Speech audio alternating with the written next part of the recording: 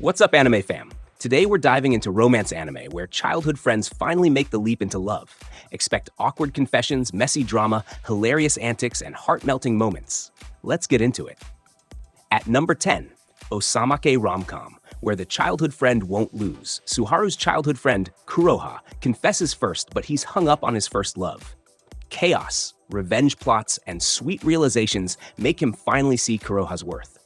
Okay, osamake is fun, but wow, Suharu is exhausting. Half the time he's crying over Shirakusa like a soap opera extra, while Kuroha does all the emotional labor. It's ridiculous. Still, that's why I love it. The schemes, the humor, and Kuroha's relentless determination are a joy to watch. Every moment she finally gets through to him hits harder because he's been clueless for ages. I found myself yelling at the screen, "Bro, just notice her already." Yet, despite the frustration, the payoff is satisfying. It's chaotic, hilarious, and emotional, a perfect mix for a childhood friend finally winning scenario. This is Emiverse Anime. Watch this video to the end and hit that subscribe button now.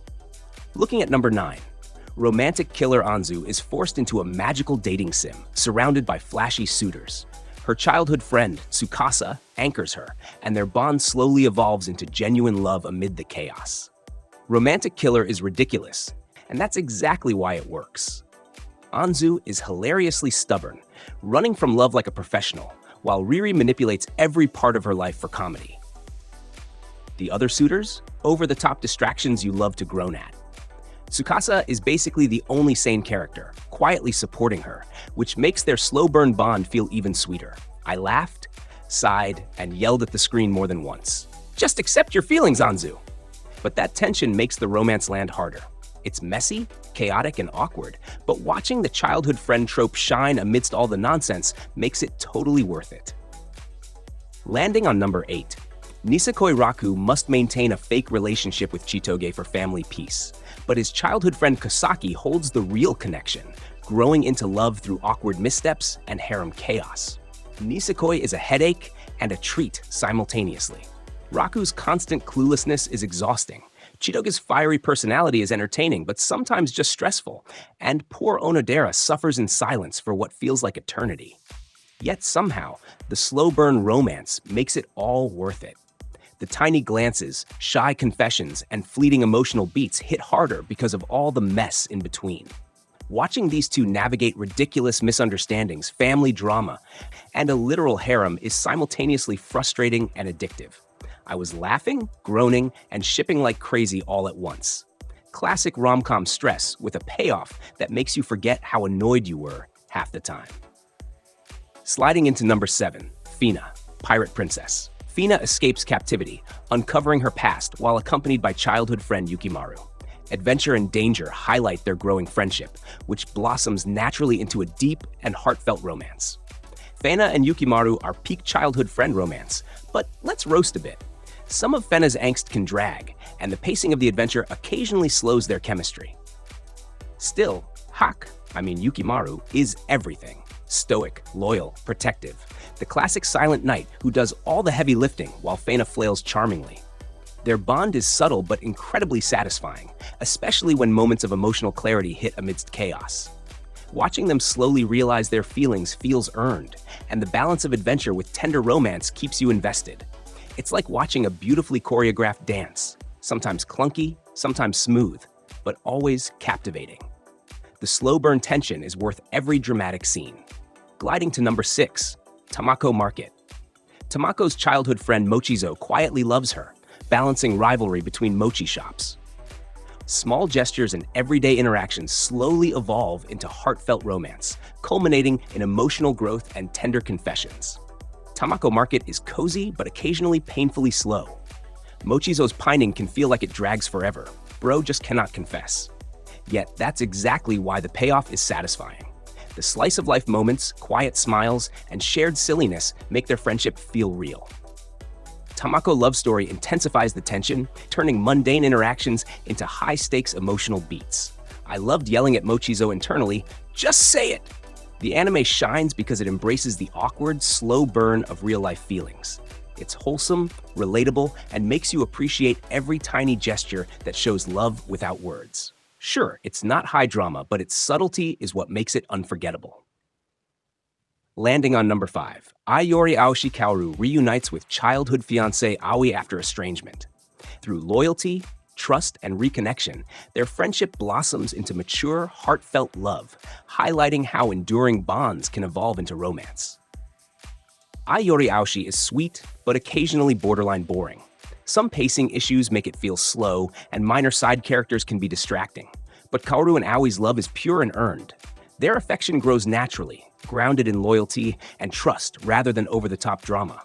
I appreciated the nostalgia and sincerity, though I did find myself glancing at the clock a few times during slower scenes. Still, the emotional payoff makes it worthwhile. Watching them reconnect and navigate family and personal obstacles hits deep. Their romance feels inevitable, and the quiet moments of devotion outweigh the minor flaws. It's the kind of calm, steady love story that lingers long after the final episode. Looking at number 4, Blue Spring Ride, Aoha Ride. Futaba reconnects with Ko, her changed first love. Rebuilding friendship amid emotional walls, misunderstandings, and growth, they navigate second chances toward a bittersweet and heartfelt romance. Blue Spring Ride is beautiful, but frustrating. Ko's mood swings and emotional walls are intense, making you want to shake him half the time. Futaba's awkwardness is charming, but the constant miscommunication can be maddening. Still, the slow burn romance is genuine, capturing the anxiety and excitement of reconnecting with a first love. Every subtle glance, quiet moment, and confession lands hard because you've been invested in their struggles. The tension between growing up and holding on to the past is palpable. Despite some melodramatic moments, I loved how it explored realistic teenage emotions and romantic uncertainty. It's messy, bittersweet, and totally relatable. A romance you root for even when it frustrates you. Sliding into number 3, Yona of the Dawn Princess. Yona escapes betrayal with childhood friend Hak. Through battles and growth, their friendship evolves into deep, unwavering love, highlighting loyalty, devotion, and emotional connection in a fantasy setting. Yona of the Dawn is epic, but let's roast a little. Yona can be frustratingly naive early on, and the show sometimes overplays her moments of distress. Hak, however, is perfection. Loyal, protective, and hilarious in subtle ways. Watching their bond develop through danger and hardship is satisfying, and the romance slowly creeps up without feeling forced. I love teasing moments, small gestures, and the gradual realization of feelings. The combination of fantasy action and romance is well balanced, though the pacing can drag in filler arcs. Hak's silent devotion mixed with Yona's growth makes the payoff worth it. It's the ultimate slow burn friendship to love story with adventure mixed in. Landing on number 2, Cardcaptor Sakura. Sakura's magical adventures intertwine with her childhood friendship and eventual romance with Sioran. Rivalry, shared experiences, and trust transform their bond into wholesome, heartwarming love. Cardcaptor Sakura is iconic, but let's be honest. Some magical battles get repetitive, and a few side plots drag. Still, Sakura and Sioran's dynamic is perfection. Their slow evolution from rivals to friends to lovers is heart-melting. I love how their chemistry develops subtly, without forced drama or cliches. The innocence of their romance makes it stand out among other shoujo shows. Even the small gestures, shy confessions, and supportive moments hit hard. Watching them grow together while battling magical chaos is fun and nostalgic. Sure, not everything is perfect, but the childhood friend love story at the center makes every magical and mundane moment feel worth it. At number 1, I've Always Liked You, Suki Deshita. High school friends navigate awkward confessions and hidden feelings. Natsuki practices love with you, revealing heartfelt emotions and showing the risks and rewards of transforming friendship into romance. This movie is adorable, but also painfully relatable. The practice confession concept is funny yet torturous. How long are they going to dodge feelings, honestly? Natsuki and Yu's chemistry is perfect, but I wanted to yell at them constantly. Every glance, awkward pause, and hesitation hits so hard because it mirrors real-life fear of confessing. The movie balances humor with heart-melting emotional beats, keeping you invested despite some predictable moments. When the final confession happens, it's pure bliss, and all the awkward suffering pays off. I left the screen grinning like an idiot, thinking about how terrifying and rewarding childhood friend romances can be. It's simple, sweet, and unforgettable. And that's our countdown of romance anime where friends finally become lovers. From chaotic comedies to emotional slow burns, these shows show that the best relationships often start with friendship. Which one did you enjoy most or can't stand? Drop your thoughts in the comments, smash that like button, and I'll catch you in the next anime adventure.